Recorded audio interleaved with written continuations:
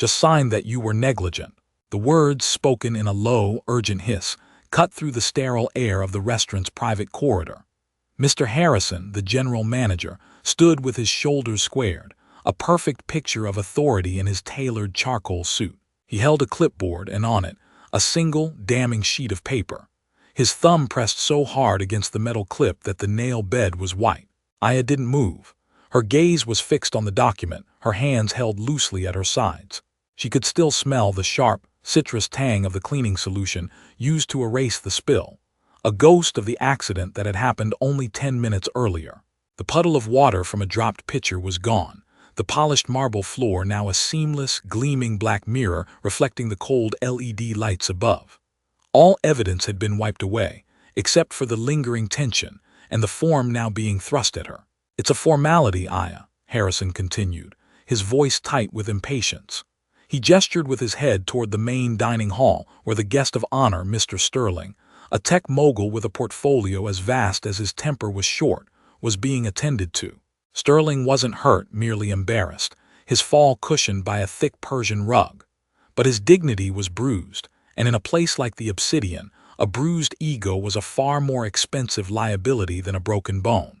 "We take care of Mr. Sterling," Harrison said, his eyes flicking back to her. "He gets a complimentary stay in the penthouse suite, a bottle of the 82 Shade Almargox, and an apology. In return, we get his discretion. But for that to work, this report needs a signature. It needs a cause. You were the cause." It wasn't a question, it was a verdict already delivered. Aya's uniform was immaculate, a crisp black blouse and trousers, not a single thread out of place. It was the uniform of someone who was meant to be efficient, silent, and invisible. She had been all three. She had been navigating the narrow passage between the service station and table 7, her silver tray held high and steady, when a busboy, young and nervous, had darted out from the kitchen, colliding with her. The pitcher of iced water had tumbled, a cascade of liquid and glass that had seemed to happen in slow motion. She had kept the tray of food from falling, her reflexes honed by years of service, but the water had been an unstoppable force. Harrison hadn't seen the busboy. He had only seen her standing over the mess. The boy, Kenji, had vanished back into the kitchen, his face pale with terror. Harrison had descended upon the scene instantly, his focus not on the truth but on the optics. A waitress, a spill, a VIP guest on the floor. The equation was simple, and she was the variable that had to be controlled. She finally lifted her eyes from the paper to meet his. Her expression was neutral, a carefully constructed mask of professional calm she had perfected over thousands of shifts. But behind that mask, her mind was a whirlwind. She could feel the stares of the other staff members peeking from the kitchen doorway, could hear the faint, anxious whispers. She was the center of a drama she had not authored. The form was titled in stark, bold letters, Incident Report and Liability Acknowledgement. Below, a few lines of sterile corporate prose outlined the event, with one key sentence: employee negligence was the direct cause of the incident, resulting in a hazardous condition for the guest. Negligence. A simple word for a complex lie. "The pen, Aya," Harrison prompted, tapping a cheap plastic pen against the clipboard. "Let's not make this more difficult than it needs to be." His tone was that of a parent scolding a stubborn child, a public display of her supposed incompetence. He was reinforcing the narrative for anyone who might be listening. She was the problem, he was the solution. It was a classic maneuver of power, designed to isolate and intimidate. Would you endure this? To stand there, falsely accused, with your livelihood hanging by the thread of a signature on a piece of paper that was nothing more than a neatly packaged falsehood? She took the pen. Its plastic casing was smooth and cold against her fingertips. She uncapped it with a soft click that sounded deafeningly loud in the tense silence. Harrison's shoulders relaxed fractionally, a smug certainty settling on his features. He thought he had won. He thought she would do what she was paid to do, serve, clean up, and accept blame. But Aya didn't move the pen toward the signature line. Instead, she held it poised just above the paper, her gaze sweeping over the text one more time. Her eyes, sharp and intelligent, weren't just reading the words, they were dissecting them. She saw the carefully chosen verbs, the passive phrasing that absolved the hotel of any systemic failure. And then she saw something else, something small, almost insignificant at the very bottom of the page. Below the English text was a smaller block of characters, dense and intricate. It was the Japanese translation, a recent addition to all company documents, mandated by the new overseas ownership group. Most of the staff ignored it. To them, it was just decorative, a nod to the new bosses in Tokyo. But Aya didn't ignore it. Her breath caught just for a second, her focus sharpened, and the ambient noise of the restaurant, the hushed voices and distant clatter of plates, faded into a dull roar. In that moment, there was only the paper, the pen, and the quiet, calculated storm gathering behind her eyes. Harrison's smile began to falter, replaced by a flicker of annoyance. "Is there a problem?" Aya looked up from the page, her expression still unreadable, but her silence was no longer passive. It was active. It was charged. She didn't answer him. She simply held the pen, her grip firm, and waited. The power in the corridor had not yet shifted, but it was beginning to tremble. Harrison's jaw tightened, a small muscle twitching just below his ear. Aya's continued silence was an act of defiance he could not tolerate. It was a disruption to the smooth, hierarchical flow of his world. He lowered the clipboard, his knuckles white, and took a half step closer, invading her personal space. "Let me be perfectly clear," he said, his voice dropping to a conspiratorial whisper that was somehow more menacing than a shout. He gestured vaguely at her uniform, at the simple, functional black fabric that marked her station. "Your job is to carry trays, anticipate needs, and resolve issues discreetly. Your job is not to study legal documents. Your job is not to have an opinion on them." He was speaking for the benefit of the two hostesses pretending not to watch from the maitre d' stand, and for the senior waiter who was meticulously polishing a wine glass nearby. Every word was a reinforcement of the established order. She was staff. She was furniture. Furniture does not think. Aya's eyes remained on the form. The symbolic object, this single sheet of paper, was no longer just a report. It was a weapon pointed directly at her. Harrison was using it to erase her, to reduce her to a function, a scapegoat. Would you tolerate this? To have your entire identity dismissed because of the clothes you wear for work? She noticed it then, a detail that a casual observer would miss. The English text was printed in a standard, crisp Times New Roman font, the default for all corporate documents, but the Japanese text below it was different. It was rendered in a slightly clunkier font, Mincho style, but the characters were poorly kerned, some of them pressing too closely together while others seemed to float apart. It looked like a hasty copy and paste job, text pulled from an external source and dropped into a template without proper formatting. It was an aesthetic flaw, a tiny crack in the professional veneer of the document. To Aya, it was a signal. An error in presentation often hinted at an error in substance. It suggested that whoever had drafted this addendum didn't respect the language enough to present it correctly. And if they didn't respect the language, they likely didn't respect the people who spoke it. "Mr. Sterling is a very important man," Harrison pressed on, misinterpreting her focused silence as fear. "His parent company is considering our hotel for their annual global summit next year. That's 500 delegates, a 7-figure contract. Are you going to be the one who jeopardizes that over a misunderstanding?" He was framing it as her fault, her stubbornness against the prosperity of the entire hotel. He was making her the enemy of her colleagues. It was a masterful, cruel tactic. Aya felt a slow burn of anger, cold and sharp, rise in her chest, but she contained it. Emotion was a luxury she couldn't afford. Instead, she let a flicker of her focus show. Her finger, steady and deliberate, rose and pointed not to the signature line but to the block of Japanese text. "This clause," she said, her voice quiet but clear, devoid of any tremor. "It is new." Harrison blinked, momentarily thrown. He glanced down at the text she was indicating, his eyes scanning the foreign characters with a look of complete incomprehension. All the forms were updated last month by legal. It's standard procedure. The old form did not have a Japanese translation, she stated, not as a question but as a fact. A subtle threat entered Harrison's eyes. Her knowledge was an anomaly, an unwelcome complication. "We are a global company now, we accommodate. Now, sign the paper or we're going to have a very different conversation." He pushed the clipboard into her hands, a final, non-negotiable command. "End of shift, Aya, on my desk." He turned and walked away without another word, his back rigid, his stride confident. The conversation was over. The ultimatum had been delivered. The weight of the clipboard in Aya's hands felt immense. It was no longer just paper and metal. It was a countdown clock. End of shift. That was in 4 hours.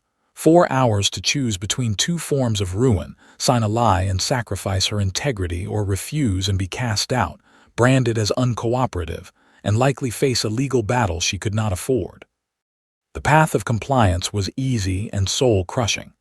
The path of resistance was uncertain and terrifying. She retreated to the staff break room, a small, windowless space in the hotel's basement that smelled perpetually of coffee and disinfectant. The low hum of the vending machine was the only sound. Maria, a fellow waitress who had been at the hotel for a decade, was there, nursing a cup of tea. Her face was etched with worry. "Just sign it, Aya," Maria whispered, her gaze darting toward the door as if Harrison might materialize from the shadows. "It's not worth it. I've seen him do this before. A busboy last year with the broken dishwasher, a valet with the scratched Bentley. Someone always has to take the fall. It's how the machine works." "It's a lie," Aya said softly, placing the clipboard on the worn linoleum table. "Of course it's a lie." Maria's voice was a frustrated sigh. "This whole place is built on lies. The smile we give the rude customer is a lie. The chef's special that's just yesterday's fish is a lie. We get paid to tell the lies they want to hear. This is just one more." "What would you do next? Start a revolution over a puddle of water?" The public scrutiny was no longer in the corridor. It was here, in the concerned, pragmatic eyes of her friend. Maria's advice came from a place of care, but it felt like another wall closing in. She was being told to accept the injustice as a condition of her employment. The system wasn't just the managers. It was the ingrained culture of survival that taught its victims to enable it. The stakes were clear: her job, her reputation, her ability to pay rent. Harrison had made sure of that. The threat wasn't just termination, it was the unspoken blacklist that followed. A problematic employee, a troublemaker. In the close-knit world of high-end hospitality, that was a death sentence. She couldn't withdraw, she couldn't disappear. Harrison had locked her into the conflict, and the clock was ticking down with every buzz of the fluorescent lights above her head. She looked at the form again, her own name typed neatly beneath the accusatory sentence. It was a trap, and she was standing right in the center of it. Later, during a lull in the dinner service, Aya was organizing her station when Kenji, the young busboy from the incident, approached her. He was barely 20, his face still holding the soft roundness of youth, and he moved with a nervous energy, terrified of making another mistake. He clutched a sheaf of papers, his knuckles white. "Aya-san," he began, bowing his head slightly in a gesture of respect. He spoke in Japanese, his voice low and hesitant. "Forgive my interruption, I do not understand this." He held out his employment contract, a dense document filled with the same bilingual text as the liability form. He pointed to a section titled Voluntary Overtime and Scheduling Amendments.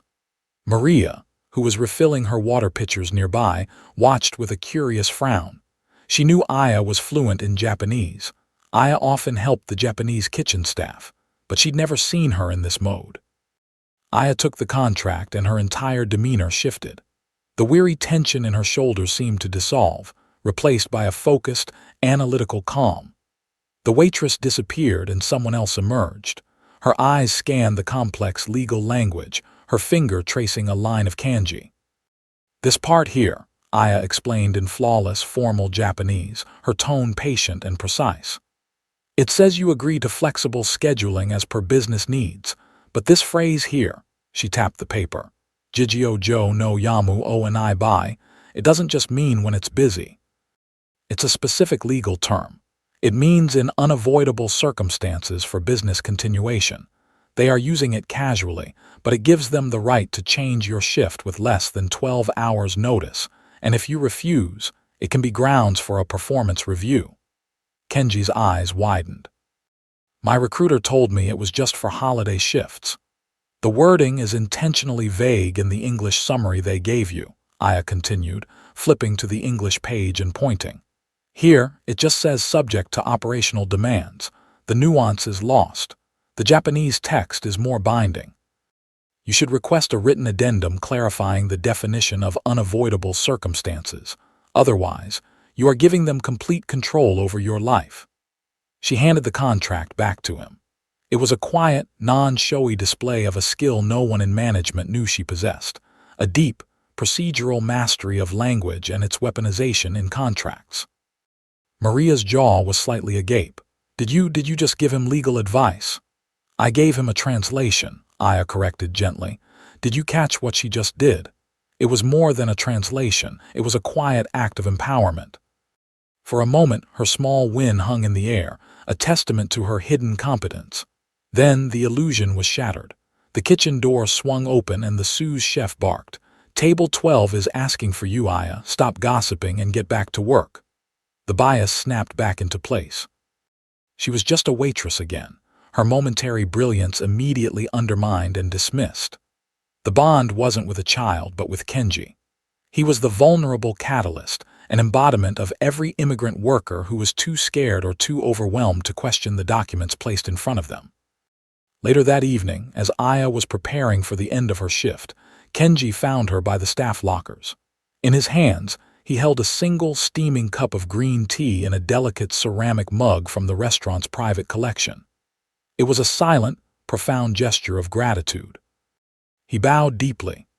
Aya-san, thank you, he said in Japanese, his voice thick with emotion.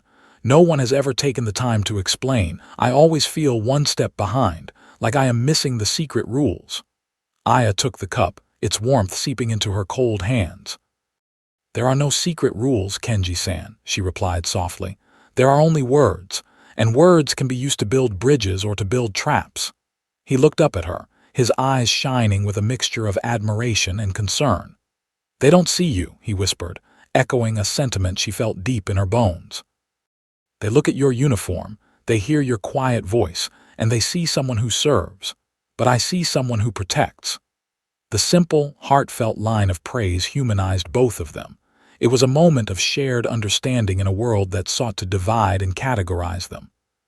His vulnerability mirrored her own, and his words created a moral obligation. She wasn't just fighting for her own integrity anymore. She was fighting for Kenji.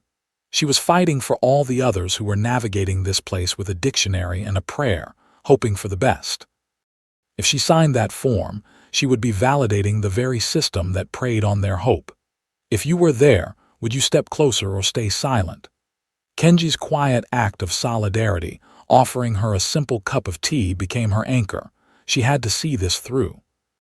With less than an hour left in her shift, Aya took the liability form and a copy of the old version she'd retrieved from the HR archives into a small, unused office.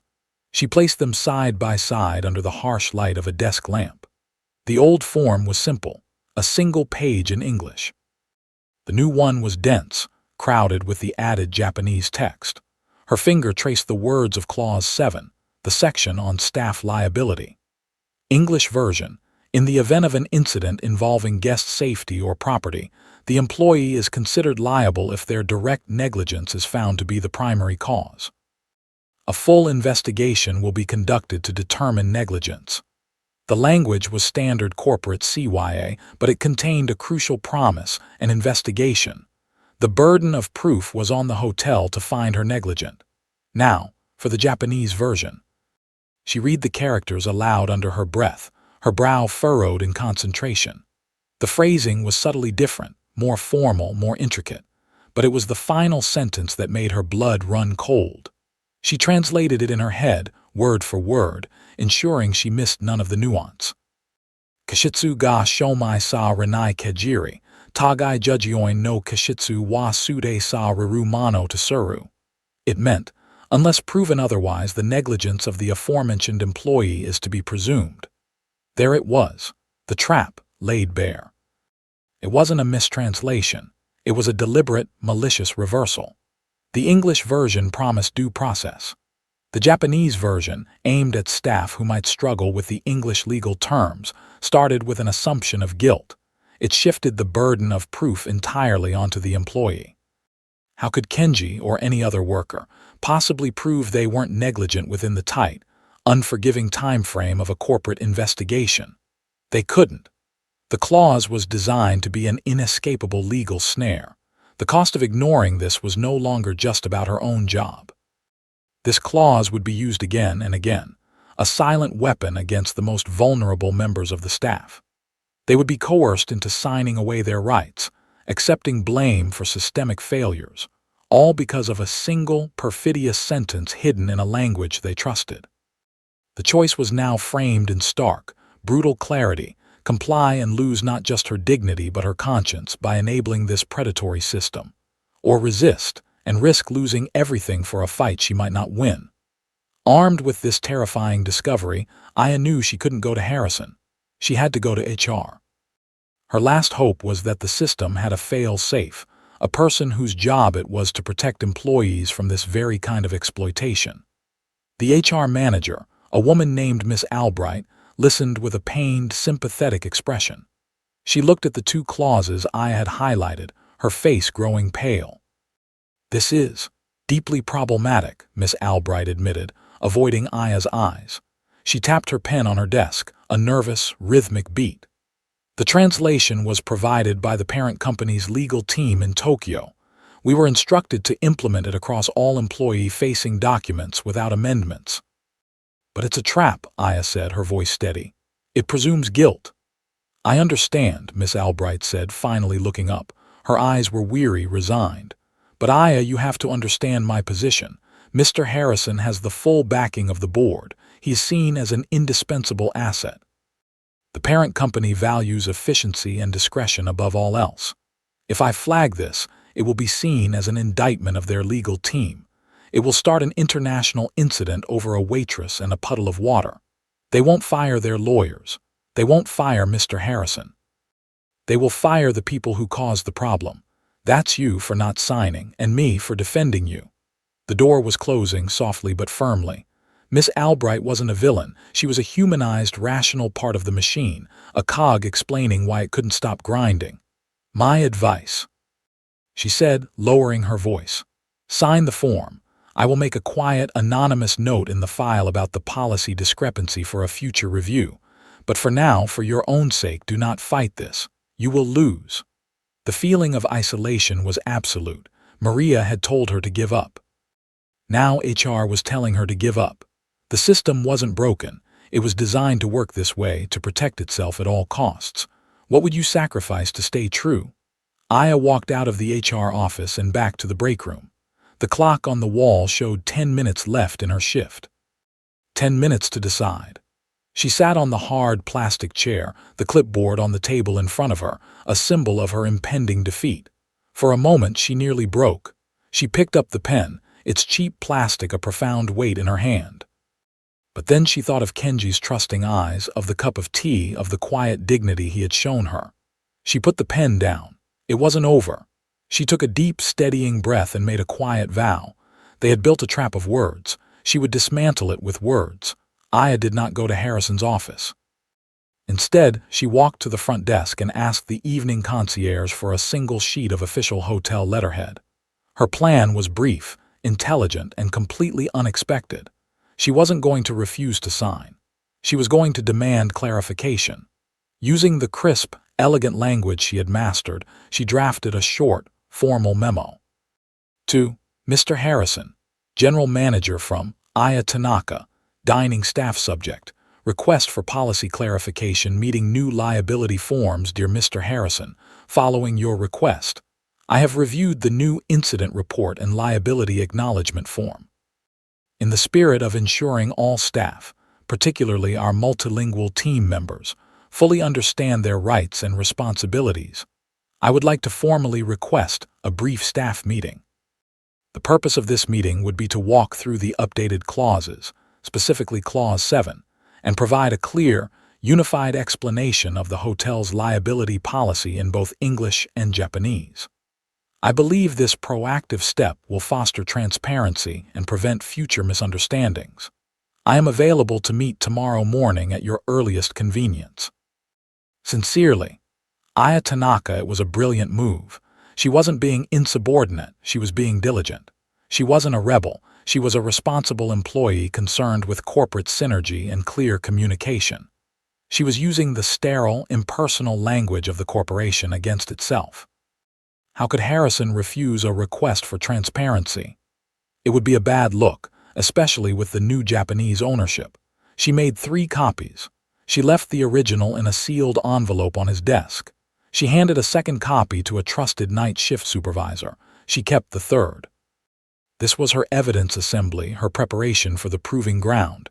This is where everything could flip.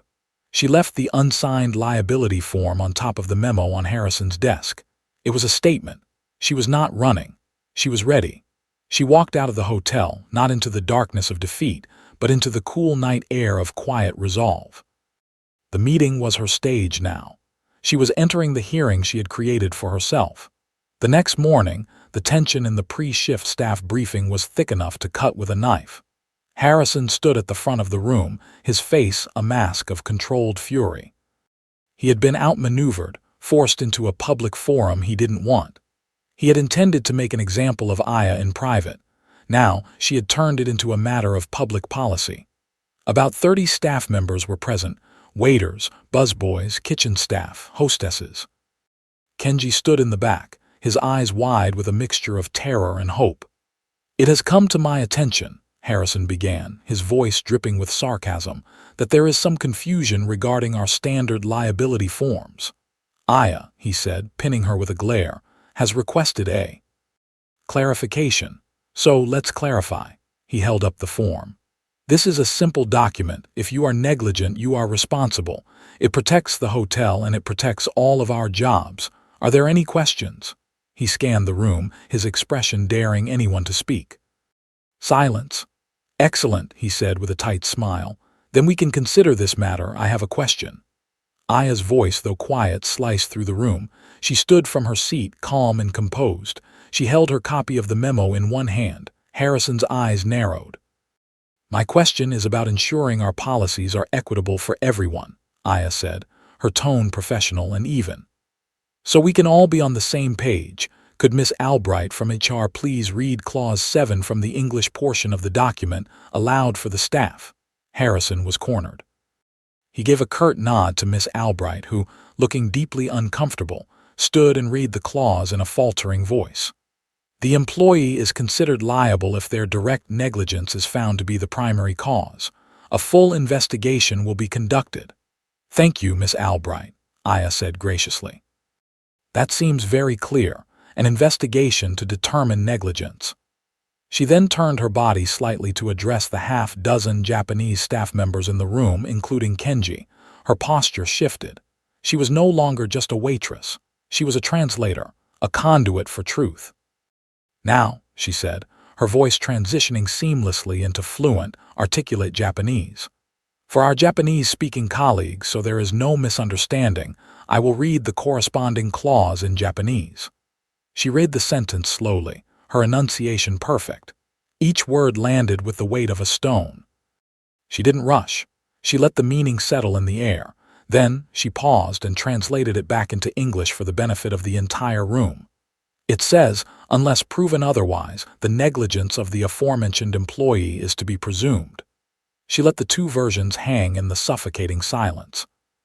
"My question, Mr. Harrison," she said, her voice now ringing with quiet authority, "is simple. Which version is the hotel's official policy, the one that promises an investigation or the one that presumes our guilt?" A collective gasp went through the room. Did you feel that shift? It was the sound of a power dynamic shattering. The English-speaking staff looked stunned, confused. The Japanese staff looked horrified and betrayed. Kenji stared at Aya with pure, unadulterated awe. Harrison stood frozen, his face ashen. He opened his mouth, but no words came out. The trap she had identified had now sprung, but it hadn't caught her. It had caught him. The consequences were about to land, and the entire room was watching. The fallout was immediate and catastrophic for Harrison. Within an hour, Miss Albright, now galvanized, had escalated the issue to the corporate headquarters. An emergency video conference was convened with the executive board, including 2 members from the parent company in Tokyo. Aya was asked to attend. She sat at the long, polished mahogany table of the boardroom, the same room she usually only entered to clear away coffee cups. Harrison was there, but he wasn't seated. He stood by the wall, pale and silent, his authority stripped away. The board members in Tokyo were appalled. The legal and reputational exposure was immense. They questioned Aya directly, through a translator, though she answered several times in Japanese, her clarity and professionalism further underscoring the severity of the hotel's error. By the end of the call, Harrison was suspended pending a full investigation. The board turned to Aya. The American CEO, looking humbled, made her an offer. "Miss Tanaka, the company would like to offer you a sincere apology and a substantial financial settlement for the duress you have experienced. We would also, of course, be happy to have you continue in your role with a promotion." It was hush money. It was a check to make the problem disappear. The old Aya, the one who lived in fear of making rent, would have taken it. But the woman who sat at the table now knew her worth was not measured in dollars. It was measured in the trust Kenji had placed in her. She looked directly at the CEO. "Thank you for the offer," she said calmly, "but I am not interested in a settlement, and I don't want a promotion, I want a promise." What does real justice look like here? For Aya, it wasn't revenge. It wasn't about punishing Harrison. It was about fixing the broken system that had created him. "I want a full, transparent audit of all employee-facing documents, in all languages," she stated. "And I want the formation of a permanent staff integrity council, composed of multilingual, non-management employees, to review and approve any and all policy changes before they are implemented.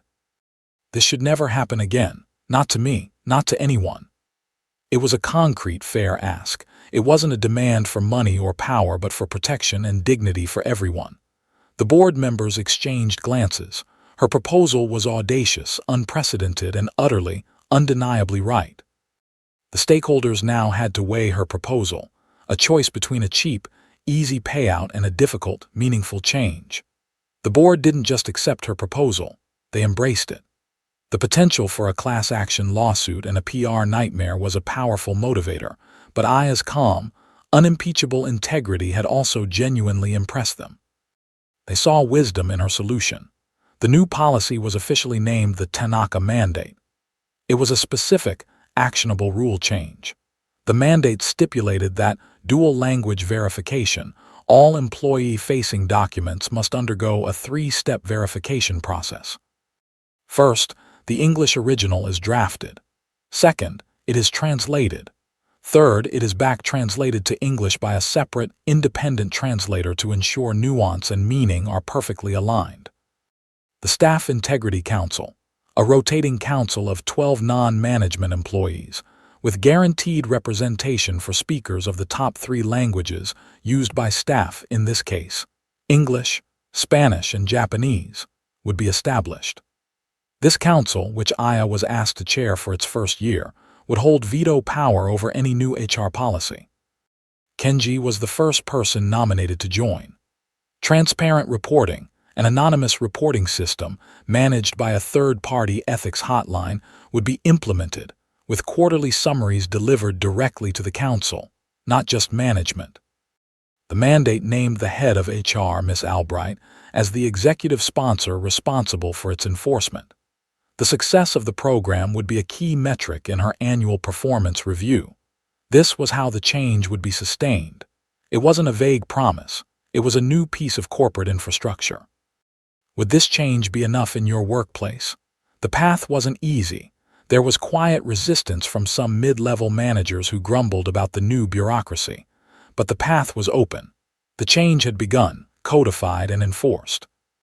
The rulebook hadn't just been rewritten, it had been given a conscience. 2 weeks later, Aya sat in the staff break room.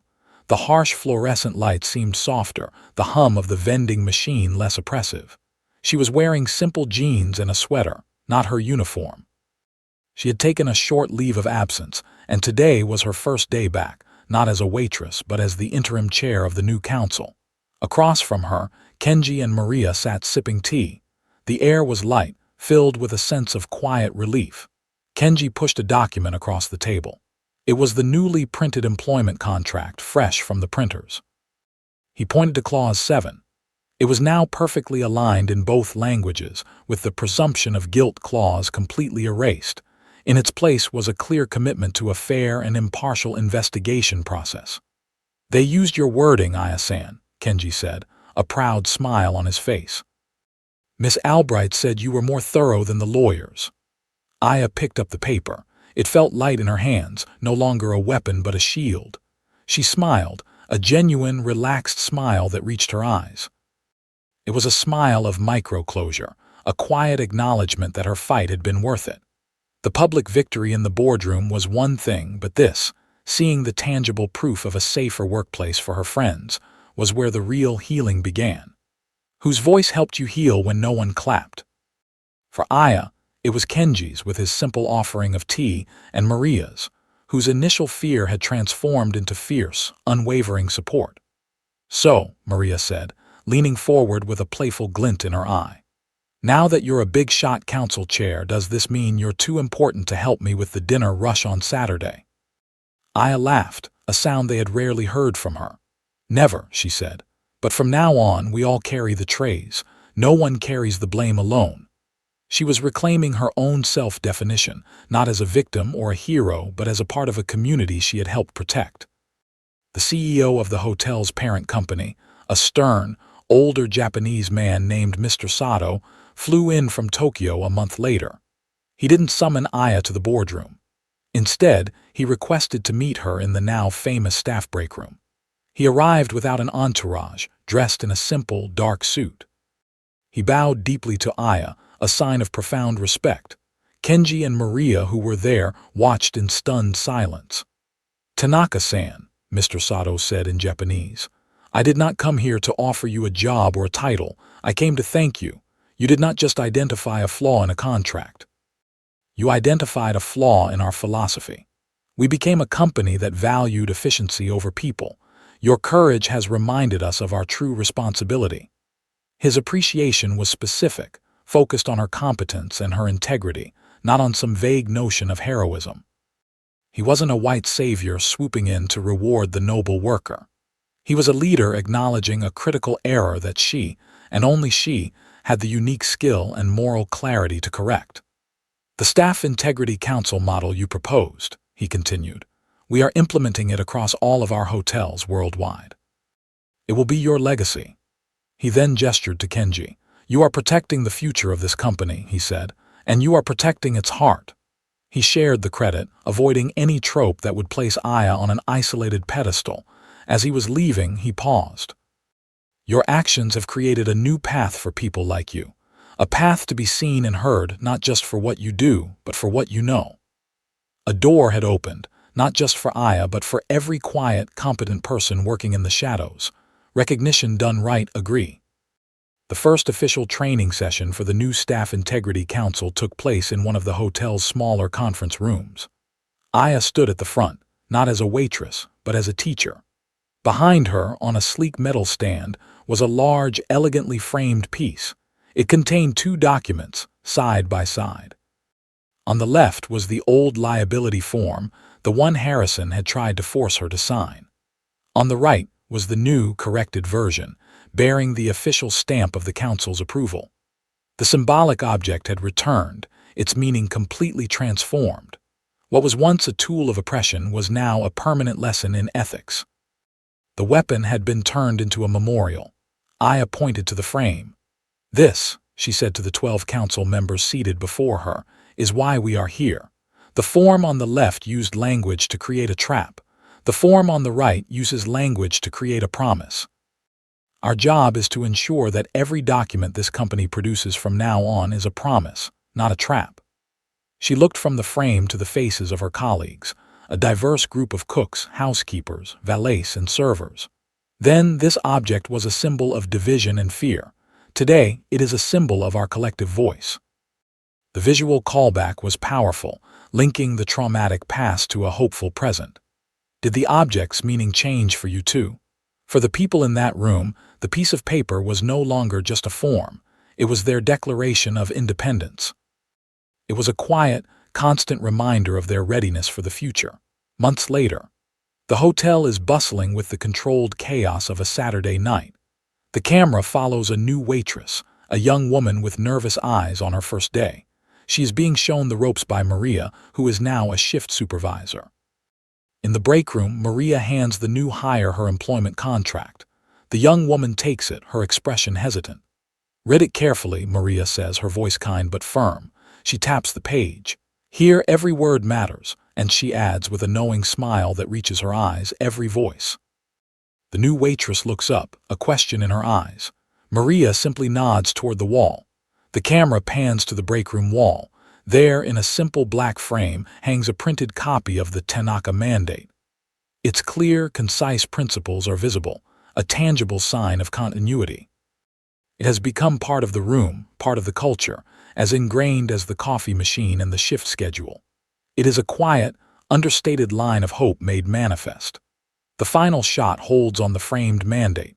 There is no applause, no grand ceremony. Just the quiet, persistent hum of a system that has been fundamentally changed for the better. The room is different now. It is safer. It is more just. And it all started because one woman refused to sign a lie. Her stillness had become a legacy. Her dignity had changed the room forever. What does it truly mean to leave a place better than you found it?